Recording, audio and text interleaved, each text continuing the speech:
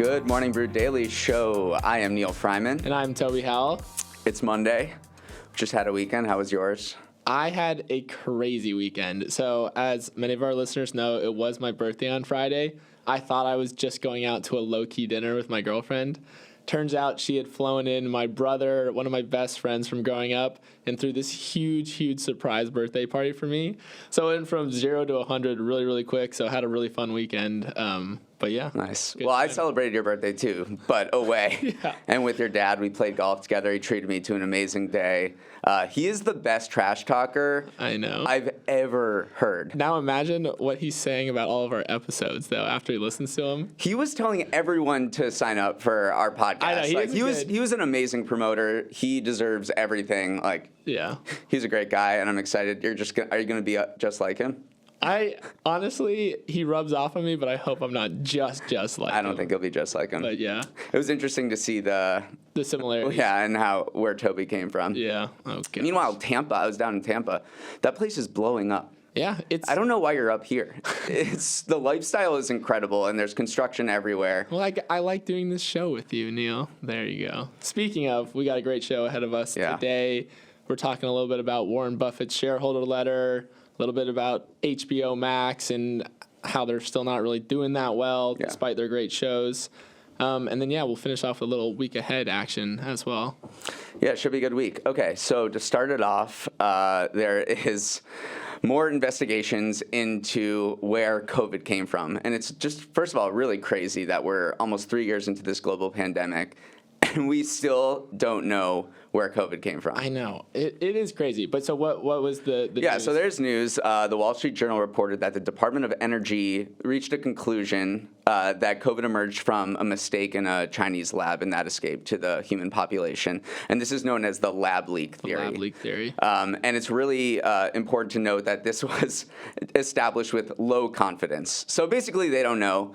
They previously didn't have any idea. The Department of Energy didn't reach a conclusion. But in an updated report, they said that they had reached with some level of low confidence that it emerged from a COVID lab in Wuhan, China. No, the two things that stood out to me from this story is, one, I can't believe that the Energy Department is making a conclusion on the origin of COVID-19, and we'll get into exactly why they are doing that, but that was number one thing, super surprising. And number two, I didn't realize that the intelligence community was so split still. So. Yeah. So actually, the lab leak theory is in the minority of all U.S. agencies. Okay. What's really been interesting is that the U.S. agencies, they're not really seem to be working together on this issue. They're sort of pursuing their own lines of investigation, which I think is great, honestly. Right. I think they're all pursuing their different methods, and they're reaching their own conclusions. 4 U.S. agencies think it was natural transmission, which means an animal gave it to humans, probably at that wet market in Wuhan. 2 are still undecided. And then now 2 think it was the lab leak, the Department of Energy and the FBI, which has moderate confidence that it came from a lab in China. Right. And why is the Energy Department actually telling people where COVID came from? In the newsletter this morning, I actually wrote the sentence because I knew people would have questions. Why is the Energy Department making a determination in this case? They apparently oversee 17 labs in the United States doing really advanced research, and a lot of them are working on bio stuff. So they gleaned this information not from sending a spy balloon to China or anything, but from their labs in the U.S. Labs. Now, that was definitely the number one takeaway. I was like, wow, good for the Energy Department. But also that this lab leak theory is not that China purposely released a bioagent into the world. The U.S. has determined that it was not, it was purely accidental that this happened. So that's the one thing that every investigation has agreed upon, that it wasn't intentional. But it is interesting, too, that the lab leak theory did used to be a little bit of a pariah. You weren't supposed to say that it came from a lab, and now we have 2 more agencies kind of saying, again, with low confidence. Yeah. But it is interesting to see, once more facts and research has been done, what has come out. This whole thing is has been politicized from the very beginning. For sure. Because Trump said it was the China virus. And then that led to a surge in hate crimes against Asian Americans that is still happening. And progressives pushed back, and they were like, we shouldn't really talk about blame China for this because we're looking at what's going on to Asian Americans. This is terrible. We shouldn't associate China with the emergence of COVID. And then there were critics of that approach saying like, well, you're suppressing the examination of truth, and it could be a lab leak. So this whole thing, there's a lot of I told you so's now from the Nate Silvers of the world, who are sort of chiding progressives for being a little too sensitive around the issue, and that the most important thing here is to get to the bottom of how this thing started so we can prevent future pandemics. Yeah, no, absolutely, that is the most important thing. But yeah, it was a pretty crazy news headline to read over the weekend.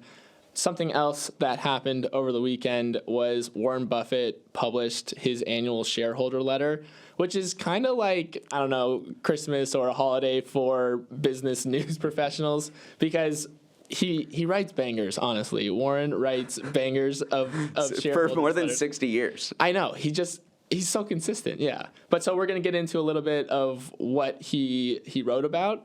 The headline issue that he kind of touched on was stock buybacks. That was like the main theme of it, and saying that Buffett believes that buybacks are super beneficial to shareholders, and that critics who say they're bad are either economic illiterates or silver-tongued demagogues. So he's basically like really, really laying into people who say, because it's been very popular from politicians especially to say like stock buybacks are bad.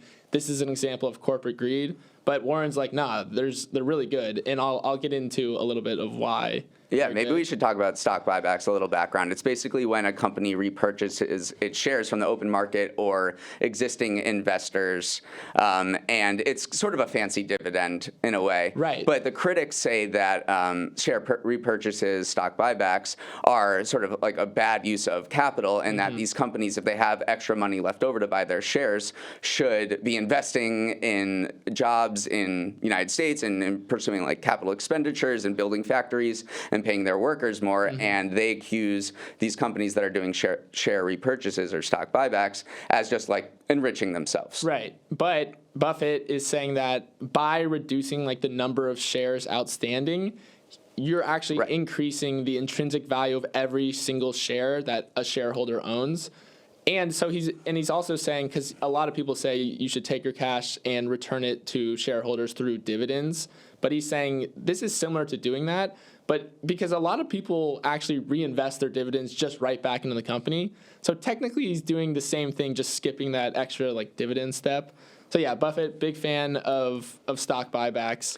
There's also Sorry, I just want to interrupt you and say that there's actually movement on the like anti-stock buyback front, because Biden, through the Inflation Reduction Act, there's now a tax on stock buybacks that's 1%, and it's intended to raise $74 billion for the U.S. government.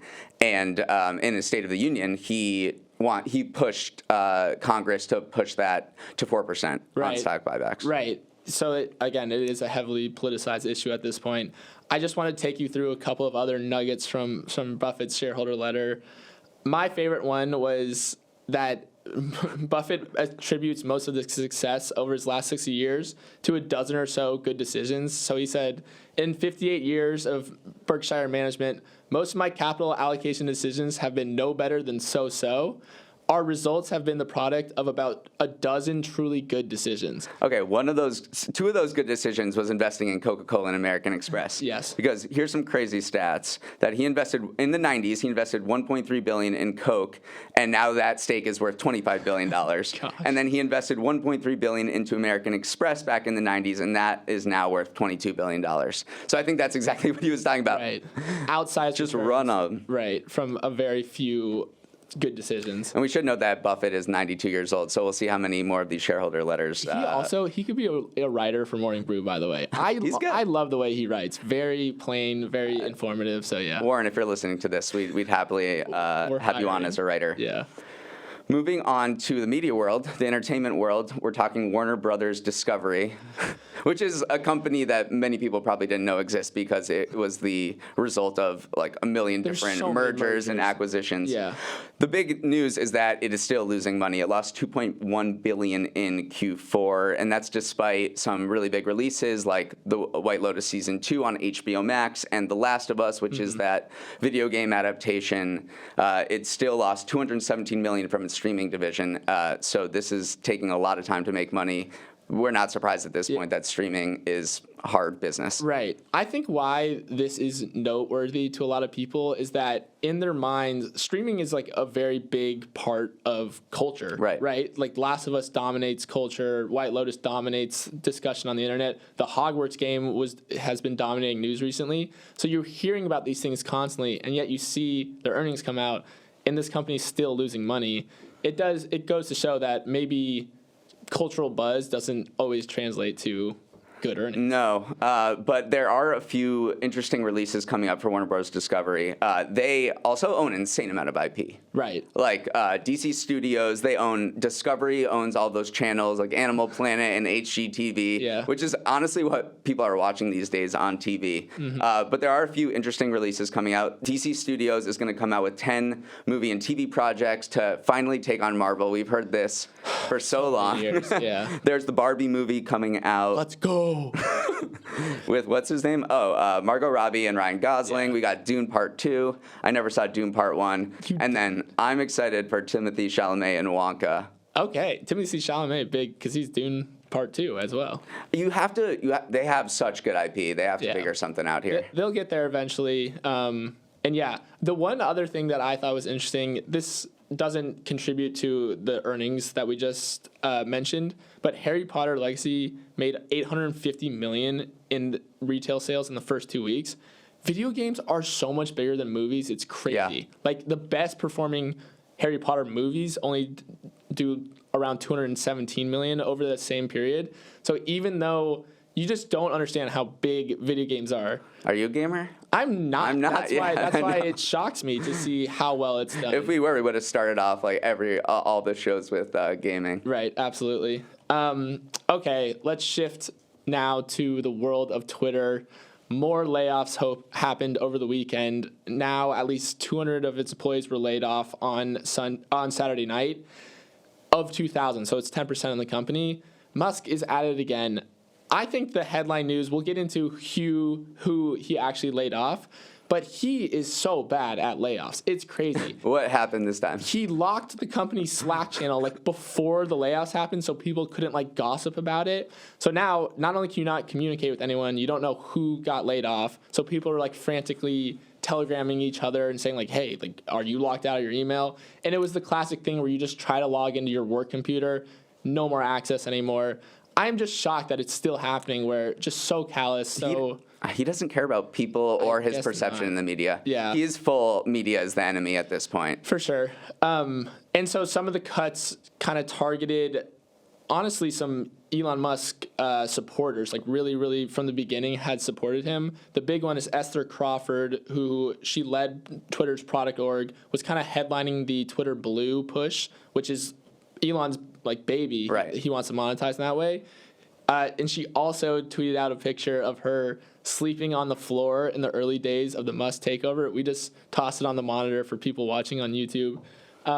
She literally slept on the floor during the early days of Musk's tenure. Now she's out the door. Right. She also had a pretty fiery tweet, if we can go back to that in our YouTube channel. But yeah, after she was laid off, she kind of took, she went after her haters for supporting Elon Musk. Mm-hmm. And she wrote, or for her support of Elon Musk, she wrote, "The worst take you can have from watching me go all in on Twitter 2.0 is that my optimism or hard work was a mistake. Those who jeer and mock are necessarily on the sidelines and not in the arena. I'm deeply proud of the team for building through so much noise and chaos." Heart emoji. I know. Honestly, I like that attitude. It's a good attitude, but then people clap back at her on their replies and are like, okay, but you didn't actually build anything good. Because Twitter Blue, which is this subscription service that now kind of all social media companies are pursuing, had just 180,000 subscribers 2 months into the launch as of mid-January, and that was less than 0.2% of all of its monthly active users. So this is not a big revenue revenue driver. This is not saving the company. And Musk is now, he's not paying his bills. Yeah. Oh, yeah. He's on the hook for more than $14 million worth of bills to vendors, to real estate companies. They didn't pay their Slack bill. Oh my gosh. That's why I shut it off. Yeah. There was a $7,000 swag gift box for Elon that a vendor sued Musk over. Oh my gosh. We've said this for so long, but it truly feels like Twitter's cheating on the edge. Even this morning, I was trying to refresh the web version of Twitter. Very, very slow. What is the end game here? Just selling it for pennies on the dollar? I don't know. In my heart of hearts, I hope he figures it out, but we'll see going forward. This gets worse every day. I know. Okay, this is news that I'm actually really excited to talk about with you, Neil. Nokia, which is the iconic phone company that we all kind of know and love from our childhood days, they just redid their logo, and logo redesigns are always fun. Nokia's saying that their logo redesign is representing a strategy shift in their business. They no longer make phones. They actually haven't really made phones for the last 10 years. They are a big 5G equipment provider, a telecom equipment provider. Nokia is a huge company still. $26 billion in sales, none of which are their smartphone division. There's a lot to talk about here. I know we have a ton of Nokia facts. Well, but first of all, what do you think of the logo?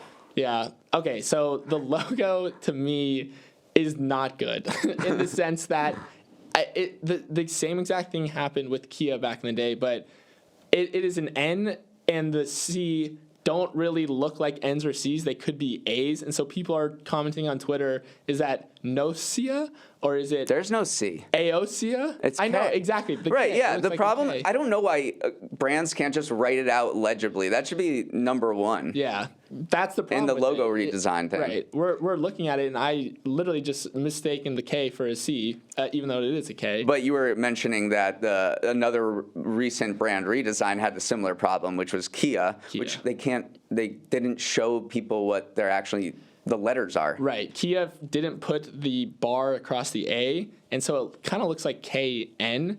And after they did the redesign, close to 30,000 people were Googling KN cars each month last year. That is not a good logo redesign. No, I think brands should update their logo every few years because regardless of how it looks like, I don't think a brand's logo actually matters to sales or anything. But it gets people talking about your brand. When was the last time we talked about Nokia? Right. 2007. Well, it did go a little crazy during the meme stock boom, if you remember those days. Yeah, it was nostalgia. But it is important to do it when to signal a strategy shift. I mean, the biggest thing I can think of recently is Facebook switching to Meta. Right. And that wasn't just a rebrand for the sake of rebrand. I mean, they had tinkered with that F in Facebook for years. Right. But this was a huge rebrand because it signaled a strategy shift away from social media and towards the metaverse. Yeah. I am now back on the side of this was a good move from Nokia because you're totally right. If there is a meaningful shift and you want to make that shift known in the mind of a consumer, it does make a lot of sense to rebrand and launch a new logo because it gives you an excuse to explain your new strategy to everyone. So yeah. And before we came on air, we were just kind of reading Nokia's Wikipedia, and we were like, "This is insane." In 2000, it accounted for. It's a Finnish company, which is pretty interesting. It accounted for 4% of Finland's entire GDP and 70% of Helsinki's market cap. And then in 2007, when it was peak smartphone, it held 51% of global market share in smartphones. To put that in perspective, Apple's the leader right now, and it owns 25% market share. So this was a giant. Yeah, there is a world in which we all have Nokia phones instead of iPhones because Nokia did know that smartphone boom was coming. It just didn't quite nail the product design, but they knew it was coming. It didn't do the smartphone. I guess they didn't because it wasn't 2007 the first iPhone. Yeah. So as soon as Apple did the iPhone, it was sort of game over. Right. But it seems like they're doing a pretty good business in telecom equipment manufacturing. You know, maybe we don't have all Nokias in our pockets, but who's to say? You know, just like we talked about with Warren Buffett. You know, the boring stuff. The boring stuff is what makes money. Gets it done. Yeah.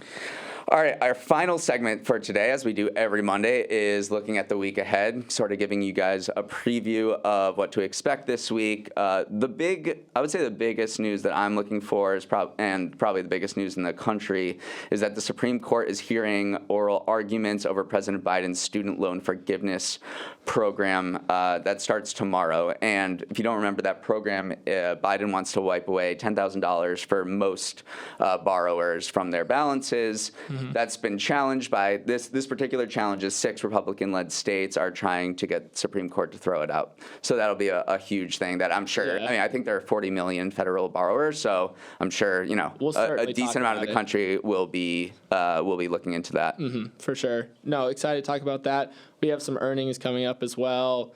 Target, Dollar Tree, Macy's, Kroger, kind of, the pulse of the consumer health of America. So not exactly the sexiest tech businesses, but I'm excited to check those out.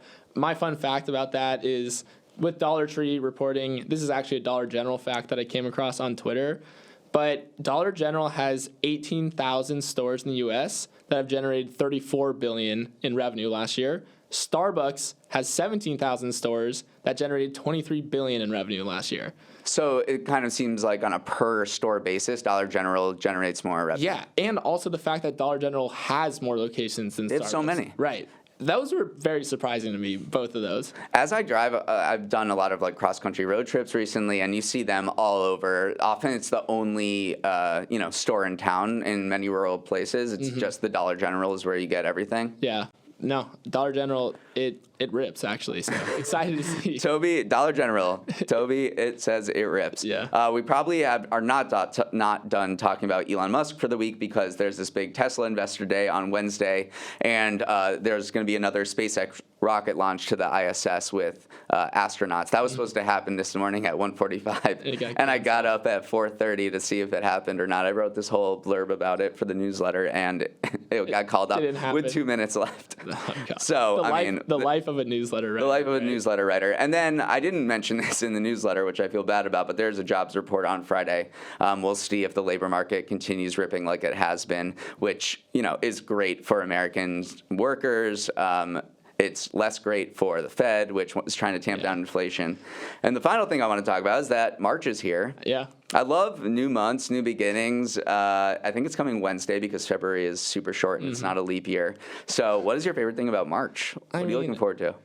The easy thing to say is March Madness. That's what I was going to say, so you can't say it. I know. So I'm just excited for the Ides, I'm a big Ides of March guy. Okay, that's when Julius Caesar was killed at 2 Brute. Yeah. Yeah, Ted Lasso's coming back this year. I actually stopped watching after season 2 because I watched that Christmas episode and I was like, this is so cringy. There's no consequences to anything happening. Yeah. So I'm sort of out on Ted Lasso, but I might come back. I'll still watch. And yeah, I'm super hyped for March Madness. I'm sure we'll figure out something fun to do on this show. But the Terps are projected to be a 7 seed, so it's always fun when your team is in. That is exciting. Well, March is going to be a heck of a month. This was a heck of a show, Neil. This was a heck of a show. Man, it went by so fast. Thanks for listening. We're on our full second week. Feel free to tell your friends all about this. We're going to do this every day for as long as people listen. Eternity. Eternity. Yeah. I want to get into who is helping out with our show because it's a lot more than just me and Toby. Our show's producer and editor is the big process truster, Emily Milliron. Show's technical director is Elias Alba. Supervising producer is Bryce Beloff. VP of Technical and Production Operations is Dan Bauza. Thanks for the new mics. Our wardrobe and hair is no one, clearly. And Devin Emery is our Chief Content Officer. Our show is a production of Morning Brew. We'll run it back tomorrow.